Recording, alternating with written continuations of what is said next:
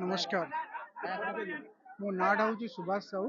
मो घर हूँ केन्द्रापड़ा बड़गंडी मु बाहरीन रे रहे मोर है मु 25 वर्ष तो बाहर रोचे आज जगन्नाथ स्नान पूर्णिमा मोर सौभाग्य जे बहुत बड़ भाग्य जे मुझे आज दर्शन पाई ठाकुर को देखा 10 वर्ष पर 10 वर्ष पर आसी जगन्नाथ को दर्शन कलापर मु प्रथम मु जगन्नाथ को प्रार्थना करी जे आमर जीसीसी सब जो युद्ध फुद्ध हो सब बंद हो जाऊ आमर ओडिया भाई मैंने सब जो अच्छा शांति रुहतु आ समस्ते शांति रही आम शांति जगन्नाथ महाप्रभुंर आज बहुत दिन पर दर्शन पाई आज्ञा स्नान वेदी को